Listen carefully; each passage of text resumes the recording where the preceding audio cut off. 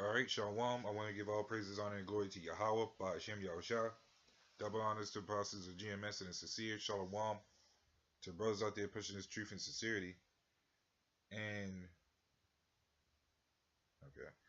And I want to pretty much go into a topic about something I just recently saw going into um, basically how there's basically going in about the wars. Because now I'm seeing something about so I could I'm seeing something about Congress trying to step away from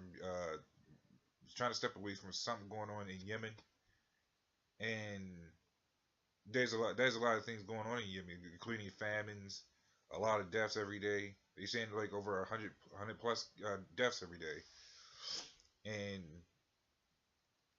they try to make the decision to pull back from it. And mind you, okay, we talking mind you, they trying to pull away from it. Here comes Trump doing pulling a veto, saying that no, we want to be involved. And pretty much later on, while I was listening to it, he pretty much wants to be involved in every war.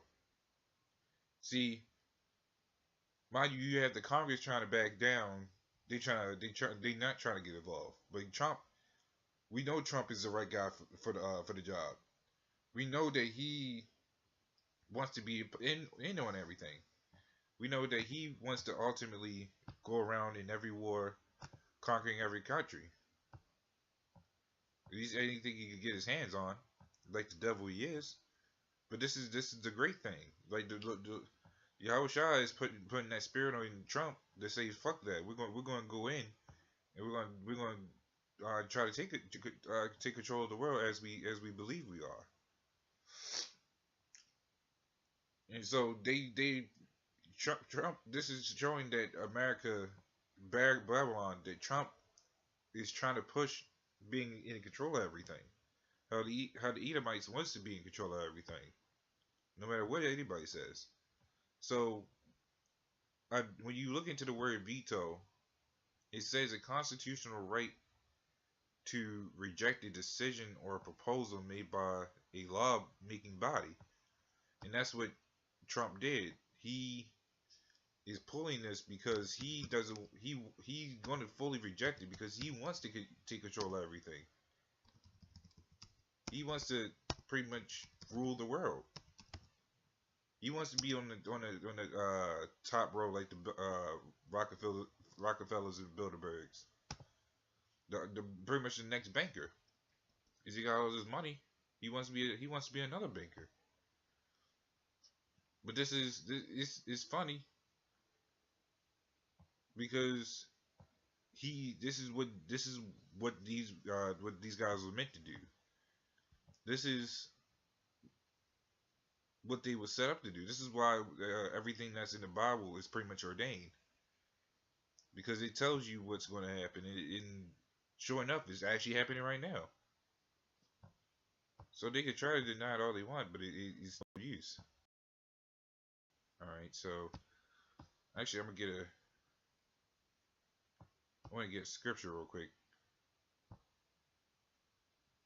Going into this, this is actually I think I can start with this one right here, and this is Matthew 24:6, and it says, ye shall hear wars and rumors of wars. See, now now that we know that Trump, which we already knew that he wanted that the devil he is, he wants to control everything. That this is the start of this is one of the starts of rumors of wars, which we already been in. We're still in wars as that's going on.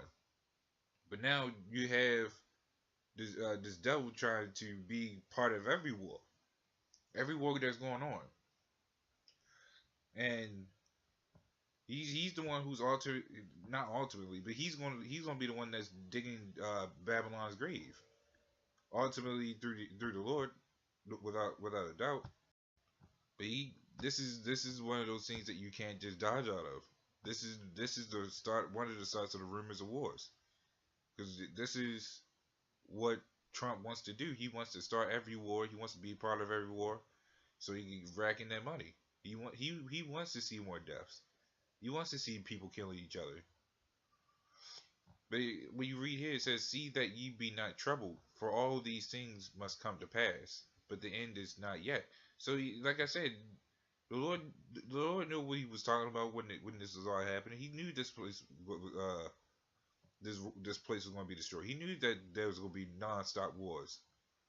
That's why He was telling us not to be troubled, because this is actually supposed to happen. And that's why this is such a great thing, because now we have the upper hand, whereas everybody else don't. They'll take one quick at what I just read, not out of the Bible, explaining the whole situation with Trump. They'll read that and they'll start panicking out of everywhere, or they'll get mad and frustrated that this is really happening. But hey, we as the hopeful elect, we relish this moment, because we're hoping for it to actually happen. We want this to actually happen, so then we don't have to. So we don't even have to fear what's to come. We're going. It's not to say that we won't fully fear or how things are going to go down, because of course we're still in the fleshy bodies. But it won't be the same fear as these other people have, and that's the beautiful thing about it, because we have faith in Yahweh Shah to know that this is what it is. So when you read Ecclesiastes 3:8, it says, "A time to love, a time to hate, a time of war, and a time of peace." So there we go. So we're in that time of hate and war, race wars, rumors of wars, all sorts of wars. It's gonna be wars nonstop. Not but hate. When this place crash, you think this place is gonna be full of love all of a sudden? No, the place is up. Babylon is up and is now you're full of love. As much as they like to preach about being loved, there's some more shit, but there's nothing but hate going around. But yet they tell us that we teach hate. So where's the love gonna be when this place folds? What you think it's just gonna be love right then and there? It doesn't work that way. That's the foolishness of our people right there, because they so quick to say all sorts of crazy shit, and pointing us out to be the bad ones, but really they're the bad ones. Now, Ephesians 6:11 says, "Put on the whole armor of Yahweh, so you may be able to stand against the wiles of devils." Hey, when we're out there, not even when we're out there doing camp, just out here being in general, we as a hopeful elect put on that whole armor of Yahweh, so we can stand against those wiles of devils, against our own people that are being devils, against anything else that's trying to come against us, because we even going out to camp are not physically rebelling against these people, but spiritually. Because physically, anything can happen. Even while we're out there doing camp, anything can happen physically. But spiritually, we know we have the spiritual, and believe it or not, technically physical protection, where we leave our faith into Yahweh Shem Shah. But it's up to him if he decides to say one of us has to go, or maybe even all of us, or depending on which camp, just in general. So it's ultimately up to the Lord that says who gets to stay or who gets to go. And if he says that we gotta go, then hey, who are we to fight it? Who are we to say that? Who are we to argue against the Lord? So even when this place falls, we still have to keep that spiritual armor. Otherwise, we're nothing without it. Without that spiritual armor, you might as well just done hug up the garment. And that's what you got. That's what makes me sick about these guys. Which I'm gonna go into a different video about that. But this is this video is primarily going into the whole thing with Trump, because this is gonna be a whole war going on. There's gonna be nothing but war going on. these people can't avoid it, whether they want Trump impeached or whatever it is. But they can't avoid this. It's going to happen. I'm gonna get another scripture real quick. This is Revelations 18:8. Therefore shall her plagues come in one day, death and mourning and famine. Now, before I go any further, this is what now. Yeah, before I go any further, that's technically what's been going on in Yemen, Venezuela too. I'm pretty sure other countries going through it right now. But you have the death, you have the mourning, and you have the famine. That's going on in Venezuela and Yemen right now. Next is going to be here too. I mean, it's going to hit pretty much everywhere eventually, but it's mainly going to hit here the hardest because you have every wicked kingdom in one. Everything wicked. This is definitely the most wicked kingdom on the face of the earth.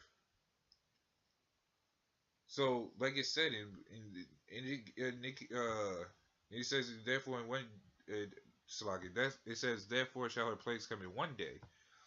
Now, one day doesn't mean necessarily one day. It means when this one day happens, when this place closed. Then you're gonna have death all the way around. You're gonna have death in the streets. Uh, Everywhere you go, you're gonna see nothing but death. You're gonna be mourning because you don't. I'm talking about the 2/3. But it's just the scripture speaking the script in general. It's talking about people mourning because they ain't having the life they used to. All everything they believed into was a lie. Now they have to fear how to eat and how to survive. Hope and just some more shit. And then you got the famine. You got you got a lot of people that's gonna go hungry. And the other famine is the word. There's gonna be a famine of the word because then they ain't gonna be able to find us. They get to understanding what's going on. So we further it says, and she shall utterly be burnt with fire. For strong is the Lord who Yahweh who judgeth her. So that goes to tell you that this place is going to be destroyed no matter how you look at it. Like this place needs to be destroyed. That's why when you drop up 2 verses, Revelations 18:6, it says, "Reward her even as she rewarded you. Double unto her, double according to her works." So we're going to get this place. This place is going to be worthy of being destroyed. Hell, this place is already worthy of being destroyed. That's why this place needs to go right now.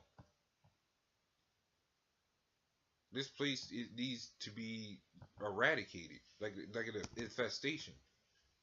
You got a whole building, of rats or rats, cockroaches, and some more abominable shit. Screw trying to wipe it clean with gas. You might as well blow that shit up.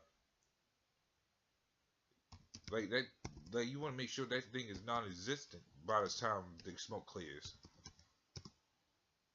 and that's what we look forward to. We look for it. We look because that's what Babylon is. You got Babylon's that whole house, that whole mall full of rats and rodents, drug addicts, and some more shit. Well, time to instead of gas in the place, why not just drop a bomb on the shit?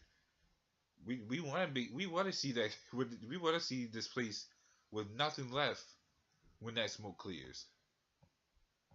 We want to see nothing left. So I'm gonna get this last scripture right here, which is Malachi 4:1. For behold, the day cometh that that shall burn as an oven, and all the proud, yea, all that do wickedly shall be stubble. And I'm gonna stop right there because it talks that the whole fleas, rodents I was talking about, those are the people inside this place, inside the Babylon. Those are all the wicked. That's all the proud. They proud in that filth. They proud in all this whole infestation of a life we have. we're born into this world wrong. We grow up wrong. We die wrong. We get buried wrong. Everything's wrong. We the way we eat and everything is completely wrong. But these people revel in how they want their kids, or how they want to grow up and to be something great in the society. They revel in what they can do in this society. They revel in hell. I even hear people, even elderly people, revel in how they want to die, where they want to go, what music they want to play, and everything, how they want to be buried. It just doesn't make sense. Why you're proud to die in a place that is basically betraying you, basically killing you. But that's why the wars is this is how y'all live your life, and y'all content with what's going to happen. I mean, y'all content with how life is, but y'all get upset when these wars come. Y'all could say war never gonna come to Babylon, but yet here it is. It's already technically in front of our doorstep. We just wait for it to happen. So I'm gonna keep reading. And in the day that coming shall burn them up, saith the Lord of hosts, that it shall neither leave them, that it shall leave them neither root nor branch. So it's not gonna be nothing left of this place. No matter what you do, no matter how you look at it, this place needs to go, whether you like it or not. And I'd be glad for that, because we could actually move on to actually having a better life. How to actually live. We ain't gonna be able to die no 80, 60, maybe even 40 years, 40 years age. Oh, our bodies won't even be breaking down in 40. We actually be having actual good, strong bodies. Like you used to talk, people like to talk about how strong uh these bodies are, how Jake is right now. These bodies ain't shit. We even we don't care if you're the strongest man alive in this world. That's still technically a weak body compared to what Yahweh Shai have to offer. Now, I'm not even just talking about as far as being in having an actual royal body and being a king and everything. I'm talking about even down to the 2/3 that be born back in this place. They're actually going to have good bodies. They're actually going to live better. They're actually going to live long. That's what you call a good body. That's actually able to handle things. Of course, naturally through time, you're going to actually end up having to get a new body, but it's natural. It's called recycle. It's a cycle. But here we don't even last long. You have hell, technically people younger than me dying left and right. So that should definitely be saying something. That these bodies ain't shit. That we live in a fucked up life. And these and that's why I'll be glad when this place actually falls, because it needs to die. It's like that one. It's like you have a whole garden and that one corruptible plant is spreading like a virus all over the other plants. What are you gonna do with that? You want to save it and you want to try to save it and try to take out all the bad parts?